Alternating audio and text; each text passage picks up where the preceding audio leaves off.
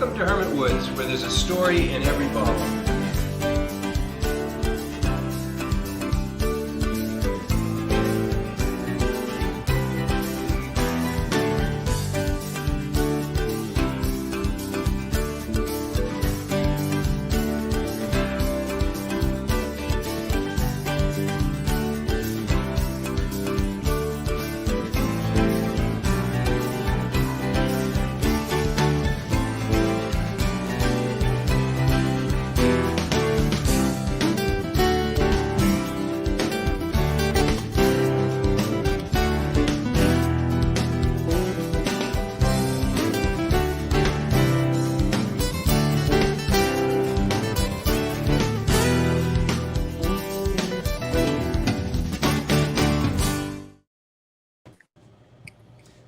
Cheers, everybody! It's another Monday Night Live. We're really excited about today's show. We have a special guest joining us from Los Angeles, and we're really glad to be here again for lots of reasons, not the least of which we're going to be drinking wine again.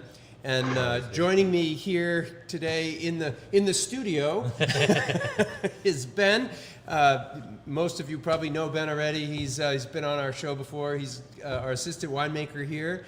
And because Ken was not feeling so well today, he is joining us digitally. So, and I'll introduce our guest in just a moment. Before I get into that, though, I just wanted to go through a couple of the basics. Welcome again. If you're joining us for the first time, we would love it if you'd subscribe to our show. Right underneath Ben somewhere on YouTube is a subscribe button. And if you're on Facebook, there's a little bell on the screen. If you click that bell, you'll subscribe on Facebook. If you subscribe to our channel, you will get a notification every time we go live, which is just about every Monday night, and sometimes some random time from a body of water or a ski slope or somewhere in the wilds somewhere. So we like to go broadcast live from some of our adventures sometimes. So please subscribe to our channel, and if you're joining us for the first time, we'd love it if you'd let us know you're here, and you can do that by putting your name in the comments on YouTube or Facebook, and we'll get notified that you've joined us. And if you're having a beverage with us tonight, please share what you're drinking. We'd love to know. And if you have any questions about anything that's going on the show, if you ask the questions in the comments, we'll do our best to answer them here while we're on the show together. And we will answer any questions we don't get to after the show. And these broadcasts live on Facebook and YouTube probably forever, right? I don't know. I would imagine. Yeah. I'm not taking them down. So, so I think I've covered everything, and Ken wasn't here to interrupt me, so I got through it pretty quickly. Perfect. So Do the questions come in from Facebook or YouTube? So let me introduce our guest real quick here, and then I'll acknowledge some of the folks who have joined our show already. But I'm really excited. So I don't know. I'm not exactly sure actually how Adam Huss is our guest today. He reached out to us, and I forget how we connected, but he invited us. Oh, now I know. It was sort of a connection through some other folks in the New England area that had done a podcast with Adam in the past.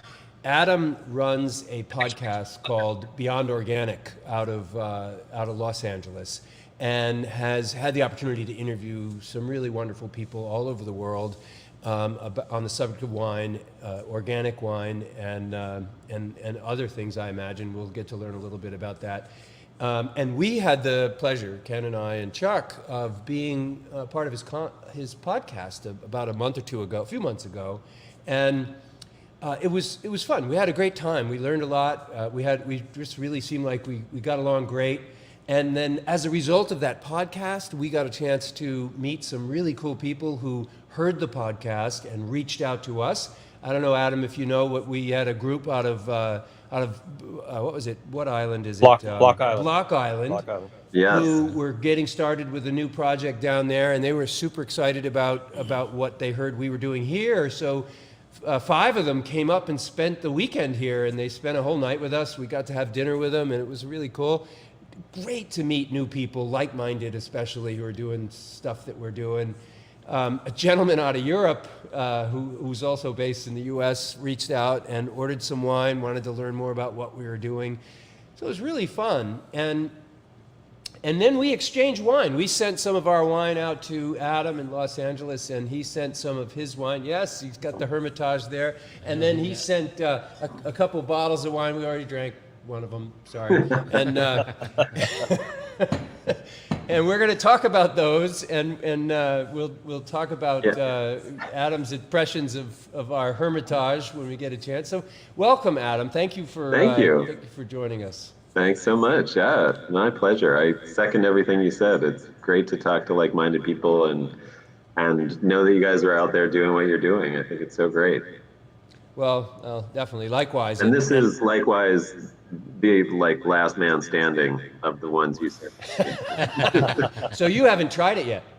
No, just the other. I've done plum, blueberry, lake house, White. and red scare. Red scare, yeah. Nice. Yeah. Excellent.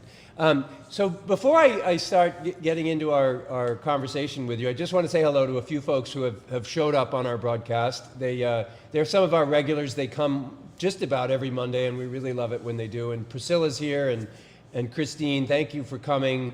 Welcome. And let's see who else we have. Anybody else? Adam's mom is there. Adam's mom is here. Hey, hi, Mom. There we go. She's my Nice biggest to meet you. supporter. I hope someday I get to meet you in person. And that's it for right now. Who's showing their face anyway? And we don't have anything in our glass. We're breaking the rules because almost every time we start this show, we have something in our glass. But I really wanted to open the wines with Adam and have him introduce them to us. So if we could start, Adam, by you suggesting which wine we should try first, and let's get it open and get something in our glass. Definitely the subliminal. I would, okay. Yeah. So this is Bubbly, crisp, light, tastes like lemon, like a dry, sparkling limoncello. All right. So describe it? What's in it? These are lemons that grow in your yard or In my yard, yes, yeah. Yeah, so it's you can't really make a lemon wine without first making lemonade. So I used organic sugar, water, and lemons, about 100 lemons. This was a small sort of test batch, but it turned out so well, I released it to the wine club and then just had a few bottles left over and wanted to send you guys because it really represents sort of what I love to do, which is, first of all, just look at what's abundant and make wine from that, which not trying to force things to grow here that aren't already here and aren't well adapted. So this is a tree that I planted 10 years ago and have completely neglected, and now it gives me too many lemons every year, which is the sign of something that's well adapted in my book. And I just thought, you know what, we have an orange tree in the back as well, and I made wine with that, like a true orange wine from oranges. And I was like, you know what, I as much as I like it, it has oranges have a strange flavor once they're fermented. It's not as pleasant. And I was like, I bet I could do something with lemons that would be really nice, but it does need a little dilution. I mean, it's just pure acid, pure citric acid. So it made sort of like a lemonade and then fermented it, and then did a tirage with some more organic sugar to finish the fermentation in bottle, and there you have it. Excellent. I left out in my introduction, Adam is a man of many talents. He has some experience in viticulture. He's got experience making wines. You're the owner of, or co-founder or owner of Centralas, a winery in Los Angeles. And now you're working with another winery in the area, I understand, right? Yeah. I'm working on a vineyard all summer at Piscina's Ranch. So I'm home this weekend, but most of the year I'm living in a bunkhouse about 5 hours north of here in the Central Coast at the sort of only regeneratively farmed vineyard that has been designed specifically for animal integration with a Watson trellis system that is, the vines and grow areas trained around head height so that you can have sheep grazing year round in the vineyard. It's a really special place, and it's been a great experience to be there. They really want people working there who share the passion and love, not just like some contracted labor that they could come and do the work much more quickly than probably I could do it and the other people that I work with could do it, but that they specifically want people who care about what they're doing, and so they've reached out to find those kind of people, and luckily it was a great opportunity. Yeah. That's cool. You're also an author, and you have some books out, correct? Well, not books yet. Working on that, but no, it's just some articles and things like that out and about. Yeah, I have been writing for most of my life, but nothing massive published yet. Just all small stuff. Excellent. Well, someday we'll look forward to your book. Yeah. When did you first get involved with making wine? How long ago? 2007 is when I first made wine, and have just been. That's one of the wines that I make. The first wine that I actually made commercially is called Siren, and I named it that because it was made in exactly the same grapes from the same region that first sort of lured me to my destruction, essentially. So, yeah. I have to say, I'm quite surprised by this. It's really interesting. It's lemonade. Yeah. But it's got a nice alcohol. It's 11%, so it's like 11% lemonade with a nice effervescence to it. So it's really nice. It's very quaffable. It tastes fresh and bright, and it's not mass produced lemonade, right? It tastes fresh and bright. Right. Yeah. Yeah, it's got a good tartness, which it makes it a little bit of a sipper, but it also kind of makes you want to have another sip. Yeah. And I think it sort of brightens a rainy day, which we're having right now. And I figure you guys are probably in the midst of long, dark winter at the moment. It's 23 degrees out right now. It's probably also giving you your winter's dose of vitamin C. It's like anti-scurvy wine. That's right. Well done. It's very nice. Now you said you grew these in your yard, but I understand you live in central LA. Yeah. So our yard is not huge. Our yard is. We have our total lot is about 6,400 square feet, but then there's also a house and a guest house that used to be a garage, like a 2-car garage, and then a driveway. And so every other square inch is basically what I call a wine garden. I've landscaped it with vines and perennial trees that produce fruit or nuts or avocados, and there's really nowhere to go when you walk out into the yard. It's actually really lush right now because we've had so much rain, and the nasturtiums have all bloomed, and they're all about knee to waist deep right now. So It's like there's just these little narrow paths with just spilling, it's like snow for you guys, but it's nasturtiums.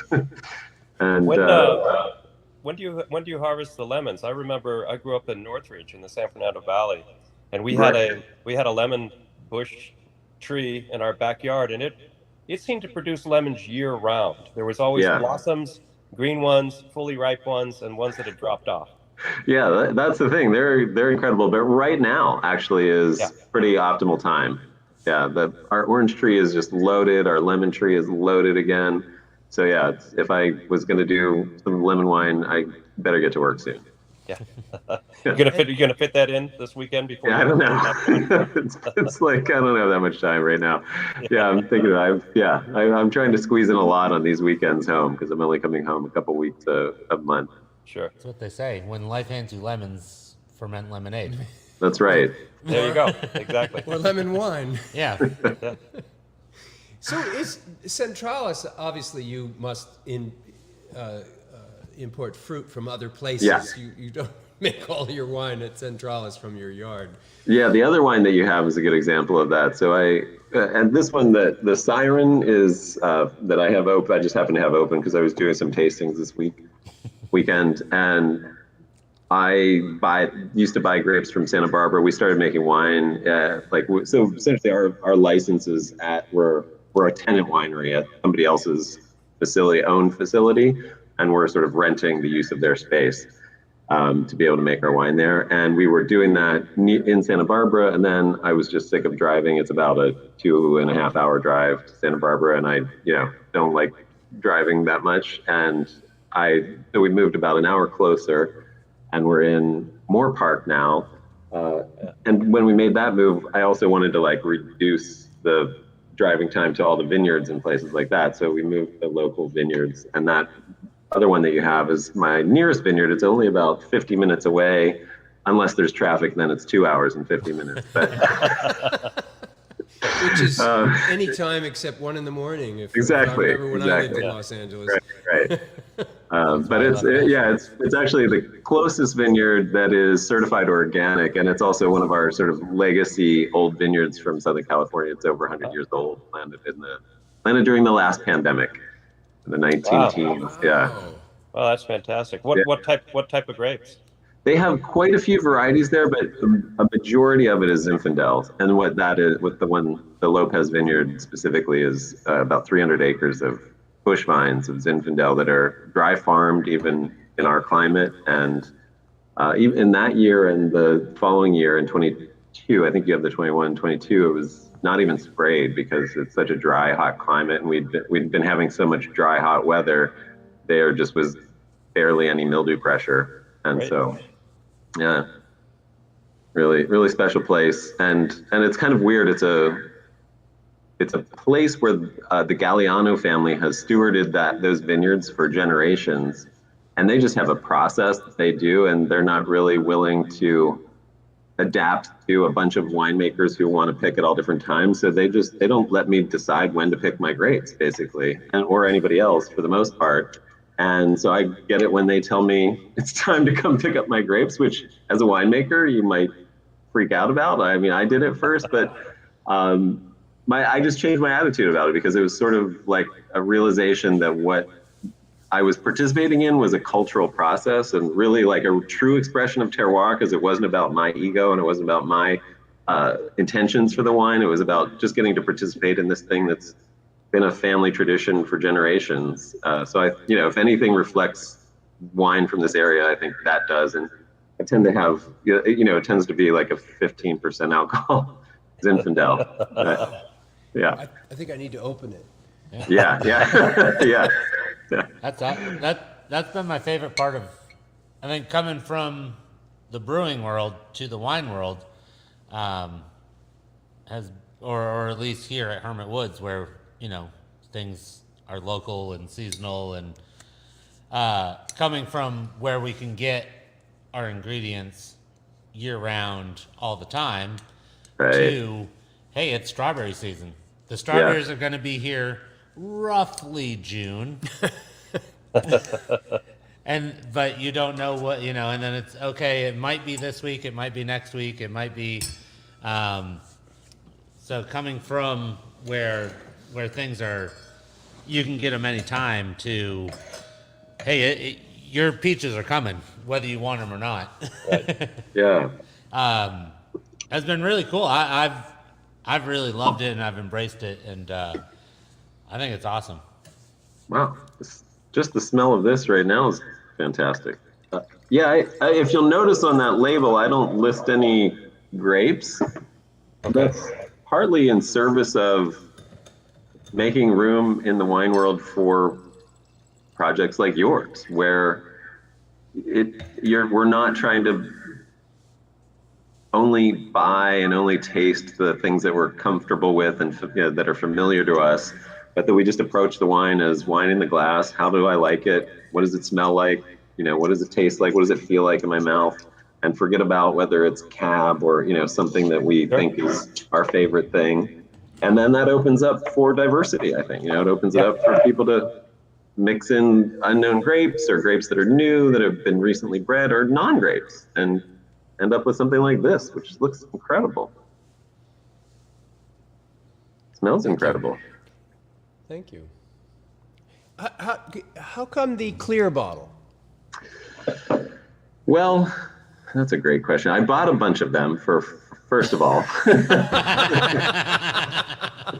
Just so you know, Yeah. I asked this question coming from a place that has bottled red wine in a clear bottle a couple times in the past. So Gotcha. there's a lot of potential answers to that question, but I was just curious if you had a specific one. I mean, that's one answer. I think I always like to remind people how much of wine, what you taste in wine is actually logistics. You know, it's like something broke down that year, and so we had to do this, and it turned into this, and you know what? It's not so bad. So we bottled it like that. Or like, hey, we couldn't pick at the time we wanted because everybody was trying to pick and there were no crews available. So we had to push it 2 weeks till we could get somebody. Made the wine a little riper. Turns out we liked it that way. Or we did a different technique because it was more ripe than we wanted it to be. And voila, you end up with a new wine and everybody loves it and they think it was all like your brilliance. And really you were just responding to like logistical demands of, why was I saying that? Oh, the other reason being, you drink with your eyes first, I think is the phrase I like to use. You look at it and decide almost instantly whether it appeals to you. And so I like the glass bottle for that. We make a wine out of honeyberries, which are a fruit from a honeysuckle plant that grows in this area. And we put that in a clear bottle. It's got this intense, inky, dark, beautiful color to it. And we've just always put it in a clear bottle for no real reason. Yeah. other than it looks good. And because I kind of use the same bottle for everything, I do have like whites and rosés and things like that where the color is something that I want people to know that it's, not, that I don't, yeah. So it just makes it easier as well. This is, what I love about your wines, guys, is like every time I taste them, you do list the ingredients. I don't know what those ingredients are supposed to taste like for the most part anyway, but it's never what I imagine them to taste like when they're combined in the wine that you guys make. Yeah. And it's like nothing I've ever had, and also something pleasant and yummy that I want to have more of. Thank you. It's familiar enough where I'm like, oh, this tastes like wine, but it tastes like a new variety of wine that I just have never tried from a new region. Right. So we had that wine. I started to say this story about a month ago. We invited 25 of our customers or our guests, many of whom were club members and have been coming here for years, to join us for a blind wine tasting where we bought 5 bottles of wine from Spain, France, and Italy, all in the $20 to $30 price range. And we put them all in carafes. And we went through a little, we used the American Wine Society scoring card and taught everybody a little bit about how to appreciate wine and how to score it. And of course, they're not wine professionals; they're just guests enjoying wine. But it was fun exercise to learn about how a wine professional might go about scoring a wine. And then after everybody learned about the scoring sheet, we poured all 6 wines and invited people to score them and then identify which ones they thought were French, Italian, Spanish, or New Hampshire. And the Hermitage was obviously the one that that was the ringer. And right. It was great. We've done this. This will be our 3rd time doing it. The first time we did it, we had a friend of ours who's in the wine industry in Virginia put on a wine dinner for their friends in the region who were wine brokers and winery owners, and we sent him some money to buy wine in the same vein to do the same thing. And he had a wine dinner where he invited these professionals and they all tasted the wine, and we did it a couple times in the past. And as has happened every time, less than half the people or around half the people aren't able to identify it as something from Europe. And it's always a lot of fun. It's just, it helps, it kind of levels the playing field and helps people see that, wine can be made from a lot of things and still be enjoyed. I wouldn't even know what to guess if I was blind tasted on this and was assuming that it was like vinifera. I wouldn't even know what to guess. Like, what do you get? What have people said? Well, the closest wine was a Saint Emilion.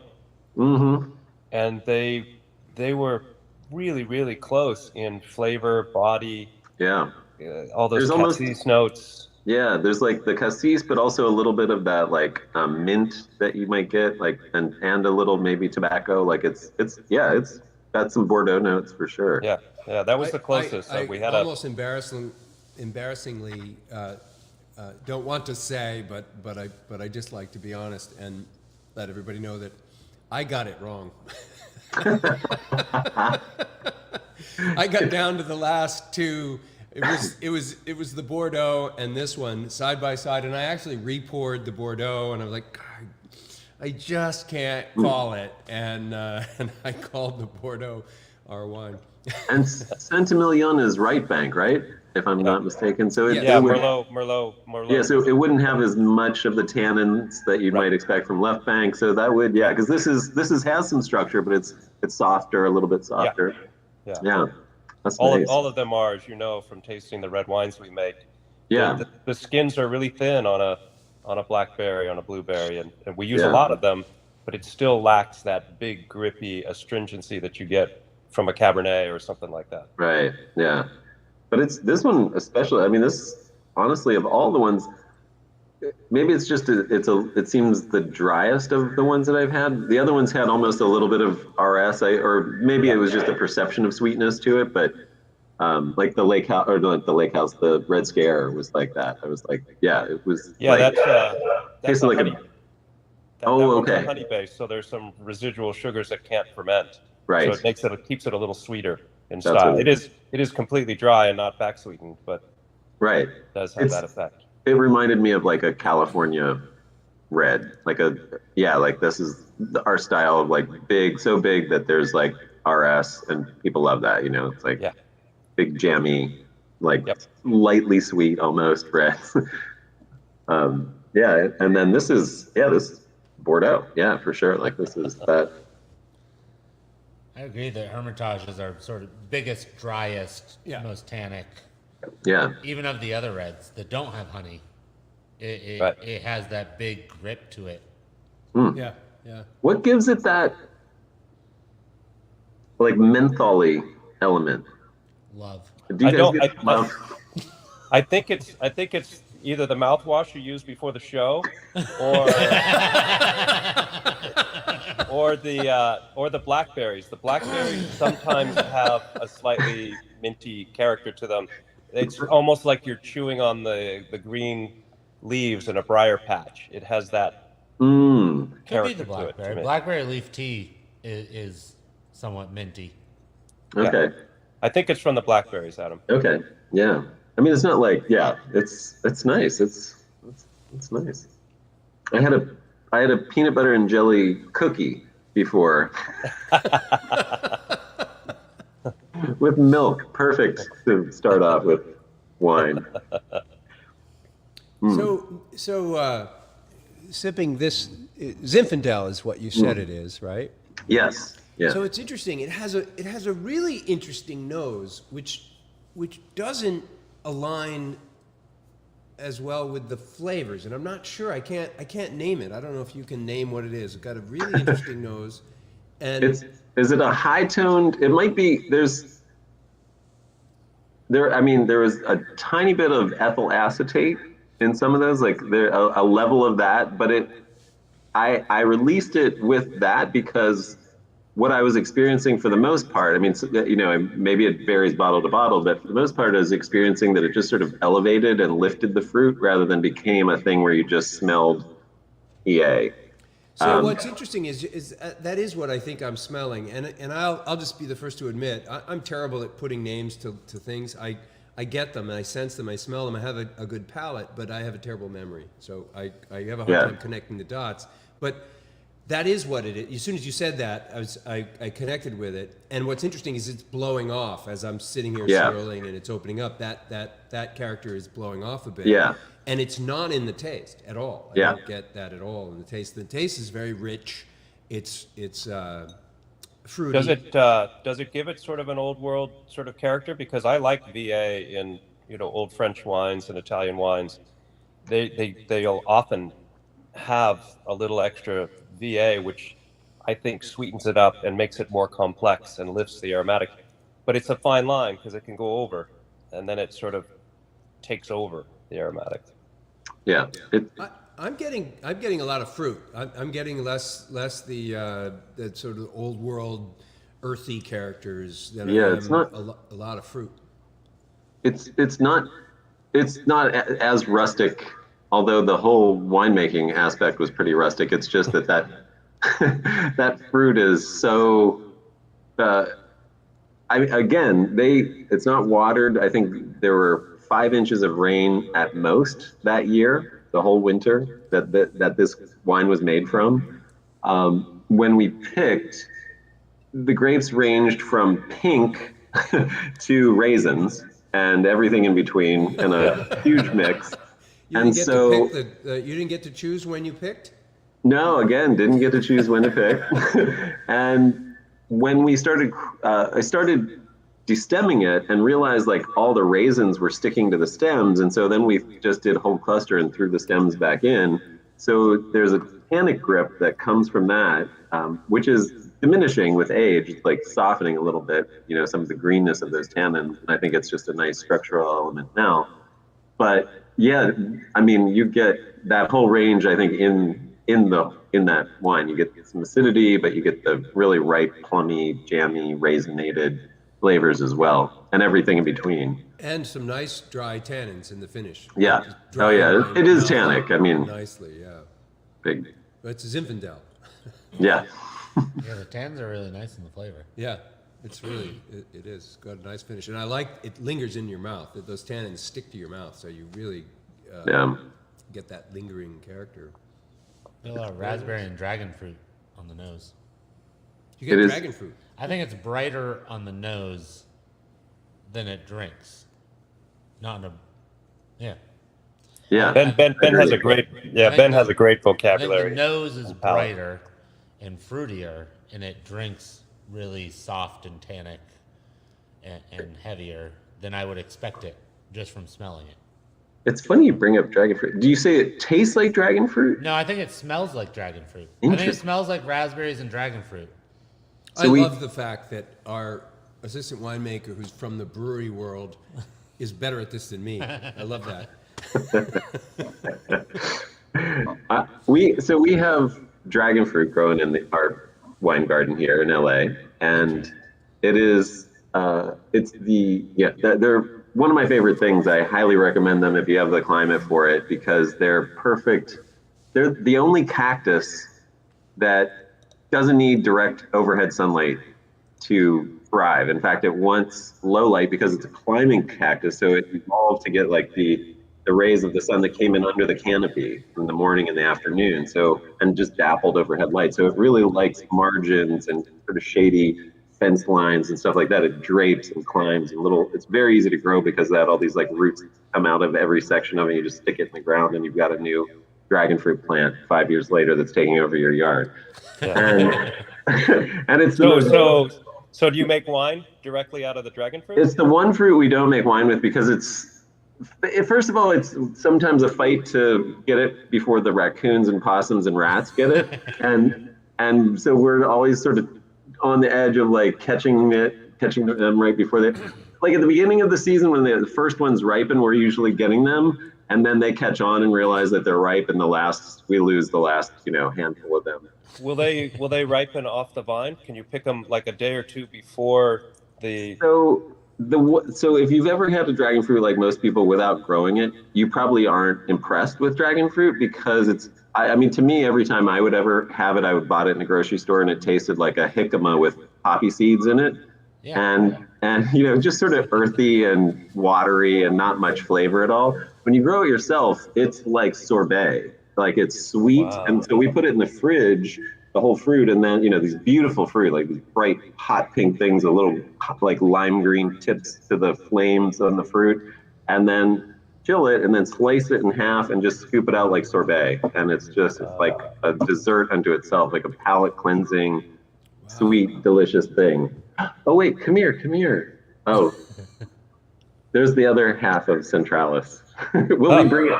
Like we had a late season dragon fruit she's gonna bring. Oh, good, cool. Right. But no, we don't ferment it because we don't get enough of them really, and it's such a subtle flavor. I think it would just be lost in fermentation. Like it would be overpowered by everything else. It's such like a nice. And apparently it comes through in the grapes. Hello. Hey. Wendy. That's a dragon fruit. Now, it's cut in half? Yeah. Wow. And the reason we got this one before the rats is because it was sort of hiding down in one little spot. So. I've never had a dragon fruit, I have to say. Mmm.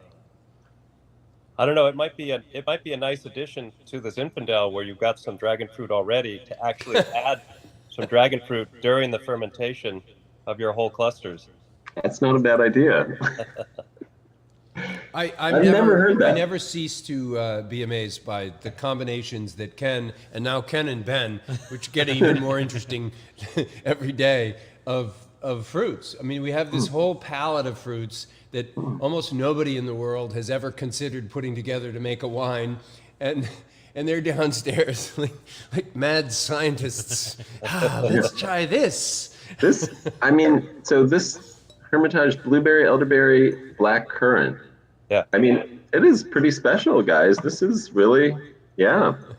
I mean, you could so easily deceive people that this was an old world grape-based wine. So easily. I mean, the color is garnet, a little ruby garnet, like, I mean, everything about it. Yeah, the flavor, the texture, that aroma. Like I said, there's this menthol, almost eucalyptus thing that I'm getting, but maybe it's just like a combination of things, and my nose is a little screwed up. But it's high tone fruit as well as that lifted whatever that is that I'm smelling. Really nice. Yeah. Thank you very much. So I often think about it this way, for years, as I was learning about wine, I'd visit wineries all over mostly California. I spent 11 years traveling around California and visiting wineries and learning about wine. And most of those 11 years, I was pretty novice at it. And clearly, I'm still pretty novice at it. I'm on the marketing side. And so but what I always remember in all my times of listening to wine enthusiasts and wine specialists and wine sommeliers is talking about blackberries and blueberries and jams and jellies and all these fruit. And I'm like, Ken, we have all this. We can work with the actual fruit. Right. Why do we have to start with grapes to make all these great flavors? We have blackberries. They're all over the place. Exactly. Christine has had raspberry dragon fruit wine. So we might want to see what her thoughts are. Yeah. So please tell us, Christine. Let us know. So that's interesting. So you can see these comments on your end too. I didn't know that it came through to your side of the story. So that's great. I should shut up. I should let you guys read them as necessary. I'm glad you pointed this out because I'm trying to pay attention to you and to Ben and lots of things. So I'm not always on top of the notes. But thank you, Christine, for sharing that. I would love to know more about it if you care to share. That's great. I got dragon fruit a ton on the nose on this Wow. on this Lopez vineyard. Nice. I liked the fact that it didn't necessarily, I don't think the nose and the flavor matched up, but I liked it because it kept it interesting the whole glass through. And I can say from the marketing side of the equation that I really like your label. What's your feeling on when that wine peaks, Adam? I think He just cut me off, didn't he? No, I didn't. I can talk while you're showing pictures. Marketing is visual. Let's take this off of the marketing side. Let's get back to the wine. Marketing is visual, so we're multitasking. That one I would say is still climbing, like still improving every year. The first vintage that I made was the one that I really made some really plush wines because it was like my first vintage. I wanted people to just drink it and buy more and not wait, not have to hold on to it until it was ready. And then year two, I went the opposite direction. And so like this 2020 Siren, the 2019 was like, got high scores, and, like 93 points and stuff like that, and was this really easily drinkable and loved and delicious flesh experience right away. And now this one is getting better every year, and like is just still, the trajectory is like going and going and going. Whereas I think the other one is at the peak, and will stay there for a while, but it's plateaued and doesn't really have anywhere else to go. Right. And I like that. I like having things that have evolution potential. I think it sounded like, with the discussion, I look forward to trying the wine tomorrow, is that maybe if there's any left. If there's any left, with the whole cluster, with the green stems and the rest of it, that it may have that tannic structure that helps it live for a decade, and then it comes into its own, and aromatics and flavors integrate more. I'm pretty sure I sent you the 2012 vintage of Hermitage. On the back label, there should be a little tiny number in the corner. Bottled in. Should say bottled in. Yes, it is. If my eyes don't deceive me. How did you sneak that in on the labeling? So you're not allowed to put a vintage if it's a fruit wine. Right.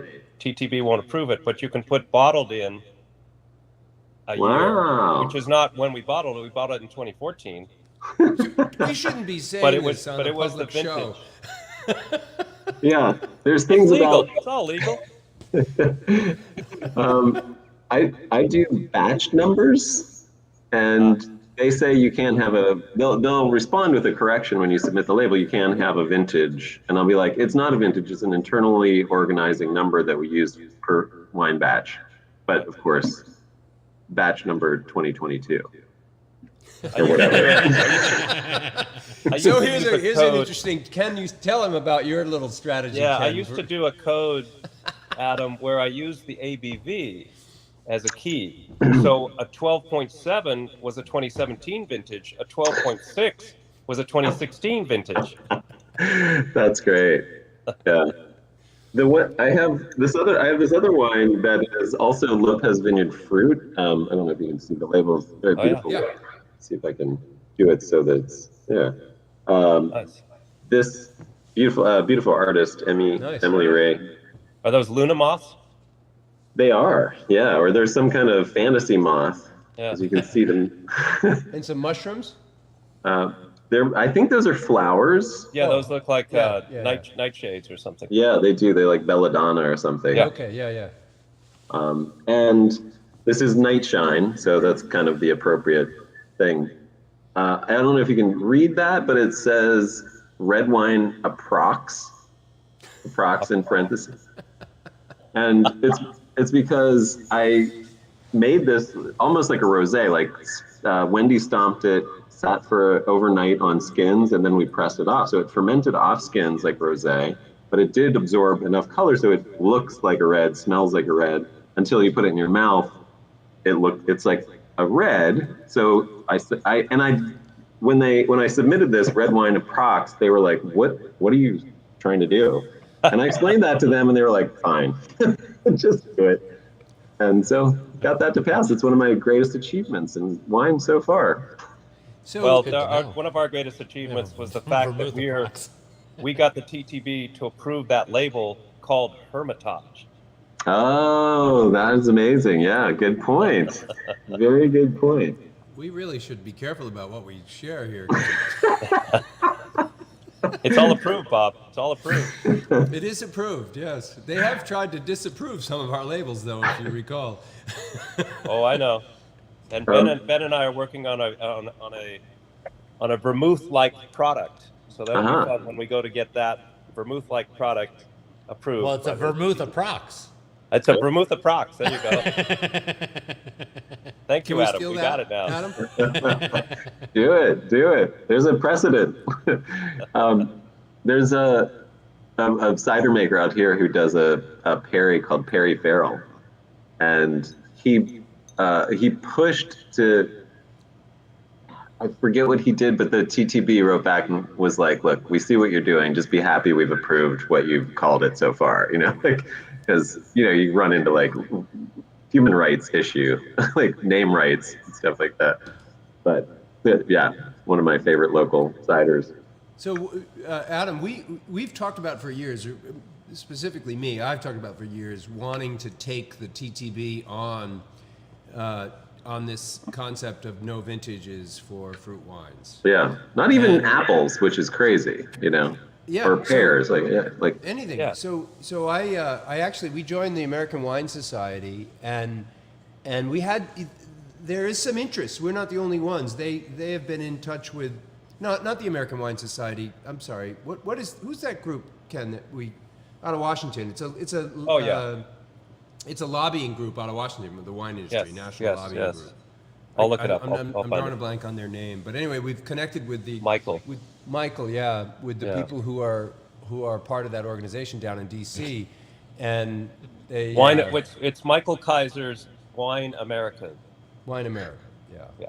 Anyway, I met Michael at a conference last year, and he got excited about the fact that we wanted to take this issue on, and he said that he's had other people, members of his organization, contact him asking if maybe that organization would be interested in joining the lobby, the fight to get our lawmakers to change that rule.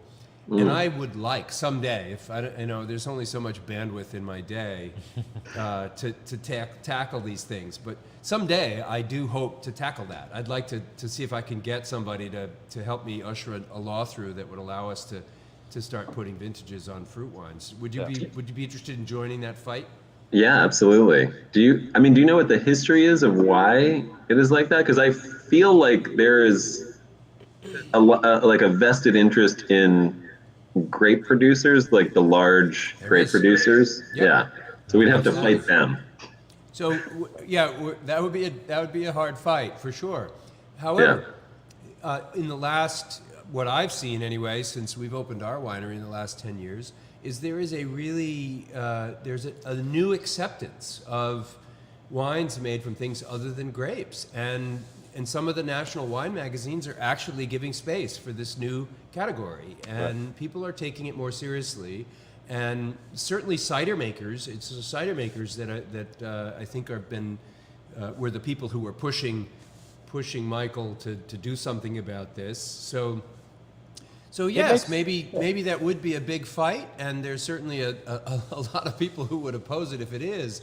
But if the language is right, I mean, if we could figure out what is it that's going to cause the opposition, I don't Right. know. Yeah. Yeah. It's so key too, because all of the fruits have a vintage. All of them are different each year. I mean, 2012 was a fantastic year for dark berries in New England, and then 2020 was another fantastic year. But there are other years that are marginal. Yeah. I mean, No. it's Go ahead. important, I think. Yeah, I agree. And I know, everyone who is making wine with non-grapes that I've talked to is, it's absurd. It's frustrating. And it's just, we would all support that. I know. I'm just realizing this is, over 10 years old, and it spent 2 years in some kind of vessel. What did you, before bottling, what did you do for 2 years? That was separate French oak barrels for blueberry, blackberry, blackcurrant, and elderberry, and then bench trials to figure out what ratio was best, and then those were blended and bottled. Wow. Yeah, and so the rest is bottle age.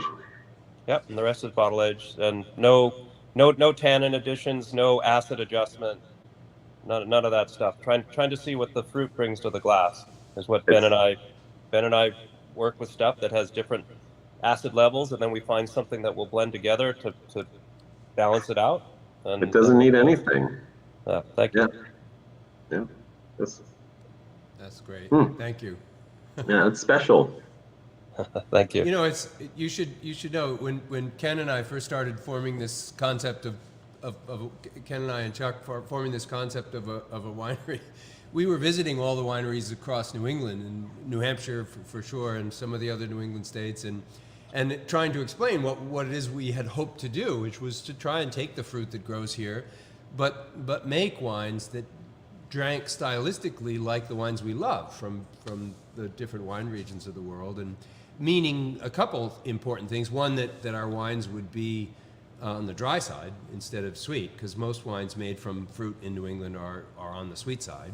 And so we wanted to lean into the dry side. We wanted wines that could spend time in barrel. In fact, we were the first winery in New Hampshire of any type of wine to put wine in a barrel. There were no other wineries using barrels in the state of New Hampshire before we did. And it was good news for us, because I contracted with the company to send us a whole truck of barrels, and I sold them to all the other wineries in the state, which paid for all our barrels. So we didn't have to. That's the way to do it. It's a good deal. And Which is crazy. yeah, I know. And so I'd put a cheeseburger in a barrel if I could. I love barrels. I can't believe no one's using barrels here. no one was. They are now. They're using barrels across the Right. state now. Thank you. We started that trend. But we would go to wineries, and one of the things we'd explain to them is that we wanted to create a wine that we could lay down in our cellar and that would get better with age. And people just laughed us out of their wineries. Like, you kidding? That is crazy. You don't make a fruit wine to age. This just doesn't happen. And well, I beg to differ. Yeah. And there are a number of wines like the Hermitage that, you know, we release them when they're about 4 years old, but they're still young. Yeah. And the aromatics and the flavors are still a little bit harsh and a little bit disjointed. But another 5 years in the bottle, and they drink much better. So some of the wines that we produce really need that time. God, yeah, I would love to. I might have to get another bottle and just hold on to it for another 10 years or something. I mean, like, really, it's pioneering what you're doing. So it's like having some of this library stuff will be, I think, in another 10 years, really instructive to just show people, like, yeah. Yeah, we opened up a 2012 straight blueberry wine the other day that was just had developed so many fascinating flavors and characteristics that weren't there originally. Amazing. And I'm excited. You know, Ken, our wines that we made in 2011 and 2012 were still very much experimental. We were learning. Ken was learning a lot about how to build in some of the characters of these wines that he was trying to build in, and some of those wines have developed, like the 2012 you're drinking now, have developed very nicely over the years. But Ken has also developed an enormous set of skills at how to work with this fruit very differently over the years.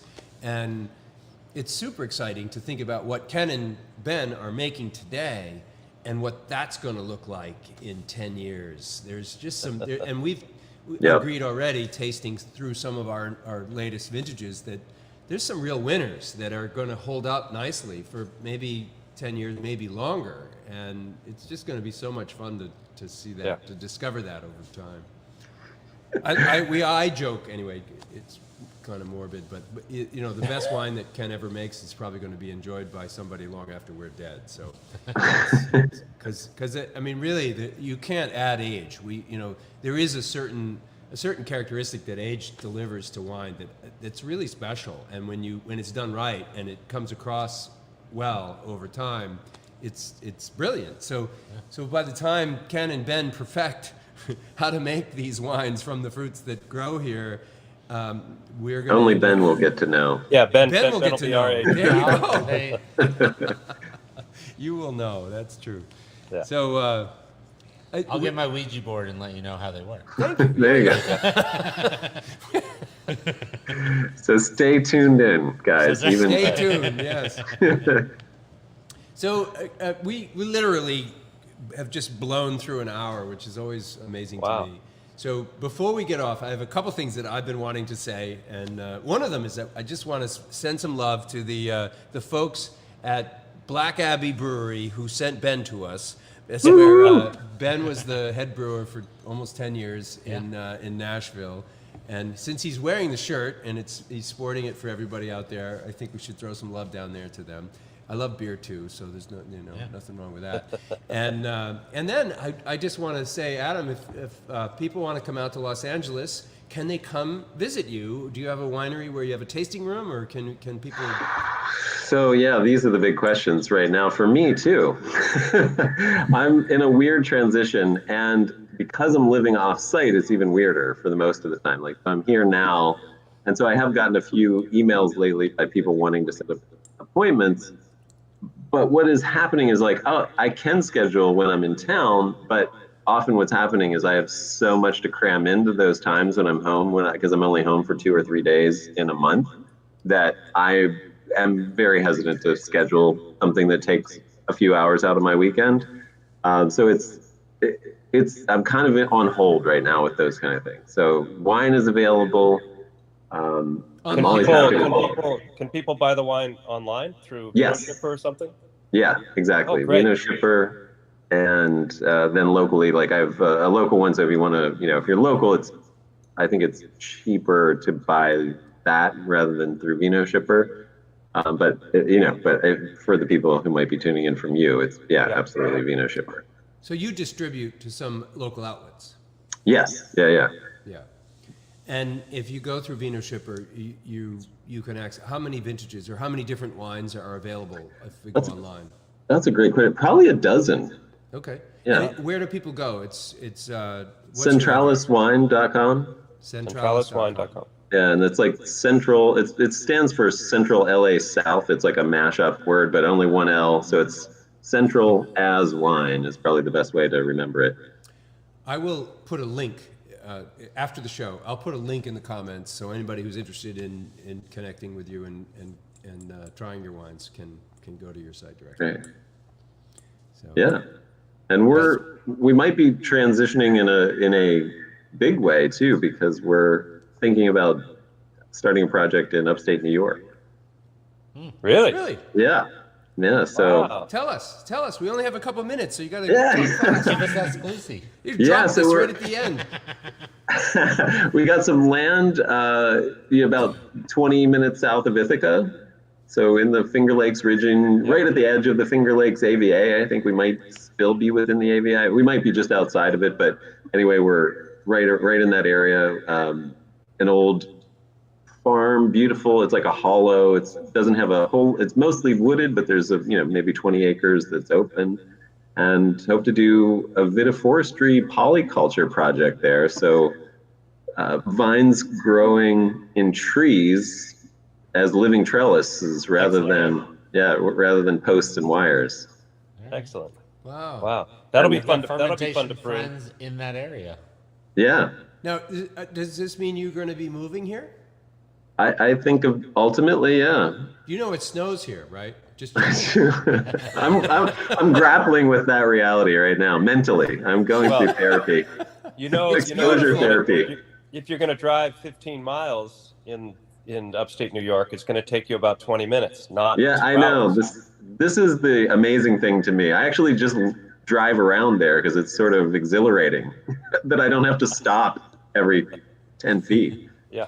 when you talk about wine going in trees, I just finished a book that Ken recommended I read. I didn't finish it. I'm almost done though. But The Understory, is that the right name, Ken? The Overstory. The Overstory. Sorry, thank you. Yes. Have you read it?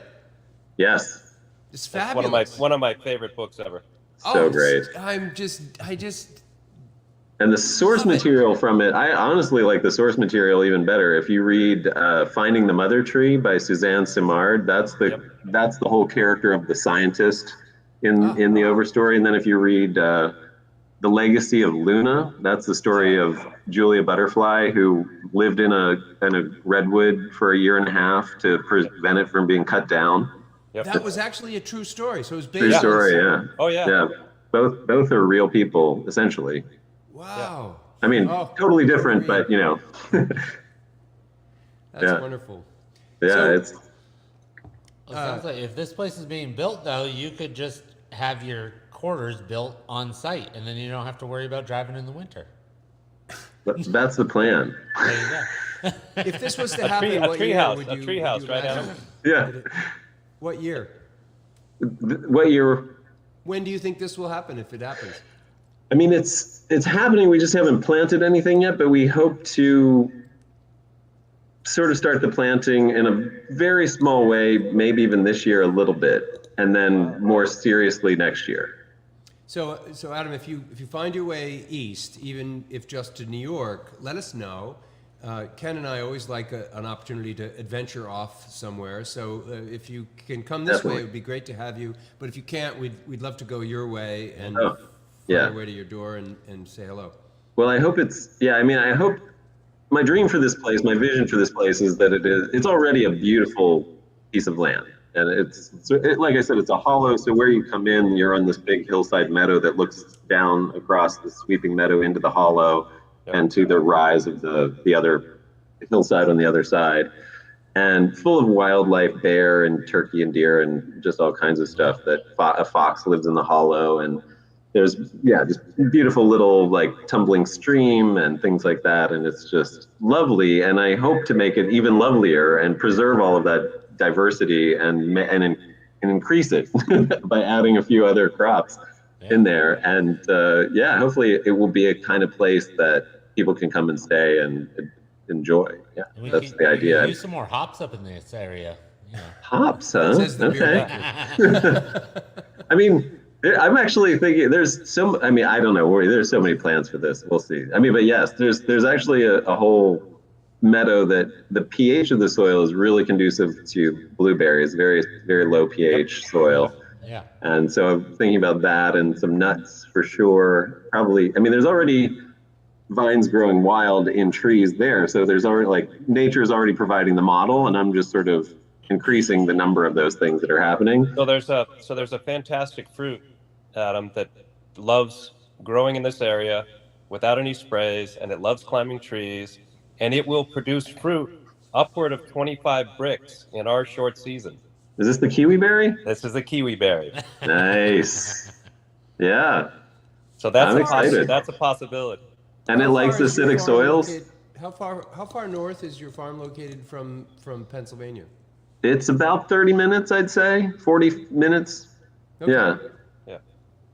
Ken and I were there in that region not too long ago, so I was just I'll curious. I'll put you in contact with Kiwi Dave. He's or Dave is his name. We call him Kiwi Dave, and he's been growing certified organic kiwi berries for about 30 years in Pennsylvania, not too far from where you're going to be. And I think I looked him up after we talked. Yeah, I was with him on your show, and I shared him with a friend of mine who does agroforestry in Pennsylvania. Great. And I was like, you might want to check this guy out. You know, it seems like a really cool thing and a great crop to understand and know in your climate. And so that's exciting. He has all the female fruiting vines down his trellis system, and then the males climb the trees at the end of his driveways, and they pollinate all of the other. Because they're up higher and kind of. Yeah, they go 50 feet up a tree. Wow. And they're all sexed right now. Yeah. There's no hermaphroditic kiwi berries. Well, I don't think so, but the guy that really knows about the sex of the plants is Iago Hale at University of New Hampshire. And he's figured out a way that based on the first leaf that comes out of the ground, he can genetically determine if it's male or female. So you don't have to wait. So you don't have to wait 3 years and yank out more males than you want. Got it. Wow, amazing. Iago's got 300 varieties of kiwi berries growing right down here at UNH, right in New Hampshire. Wow. Yeah. Yeah, one of the central pieces of this farm is going to be, and actually like a nursery. I intend to breed grapes for sure, and then probably some varieties of fruit trees like apples and pears and stuff like that as well. Right. And so, this is exciting. I look forward to meeting you and touring your new farm and trying some of the things that you're going to be creating at this place. And the real crappy, drained out, dry, harsh, high acid soil there. Plant Rosa rugosa. Okay. And get some rose hips. And get some rose hips. Lovely. Yeah, I actually use rose hips here in LA. I put again, perfect plant, stuck it in the ground, have neglected it for 11 years, and it's covering the house basically.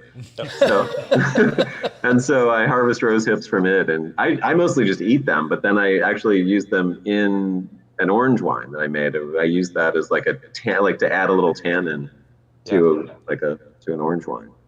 Oh, that's great. Yeah, that's one of the critical components in that Lake House White. Nice. Yeah, I remember that. That's right. So I shared that with the folks at Piscinas Ranch. This is the whole vineyard crew there. I think 3 of your wines I shared with them. So trying to spread the word. Great. Well, thank you. And I have to say, this, I mean, we could continue talking, I think, for hours probably. There's so much to talk about here, and really have appreciated you joining us today for this conversation. Thank you so much. Thanks so much for having me. You're welcome. And thanks I look forward to coming over to your new project. Yeah, definitely. I know it's a little closer than LA, but if you ever come to LA, you're welcome here as well. So Thank you. you might have to sleep with the wine. Our guest bedroom is sort of the cellar. So. I'm fine with that. You may be missing a few bottles by the morning, though. All right. Sounds good. I again thank everybody. I hope we can continue this conversation, hopefully sooner than later, and maybe in person sometime soon. And thank you everybody else out there in the world who's joined us and tuned in tonight. We really appreciate it, and we will look forward to seeing you all again. Well, next Monday is going to be I don't know. I'm going to be in Italy, and maybe we can put this together from Italy. That would be really cool because I've got some really great explorations I'm going to be doing in the Florence area, in Tuscany, which I'm just so excited about. And so maybe next Monday will be something to do with that if we can put it all together. But if not, we'll see you the Monday or a Monday soon after. So. Yep. Stay tuned. You know us. We're going to fly by the seat of our Yes, we do. And thanks to everybody who tuned in and was commenting in the chat. I've been paying attention. Yes. Thank you all for joining in. Thank you, Adam. Best of luck with Thank you guys so much. All right. Great. We will see you soon. We'll talk soon. All right.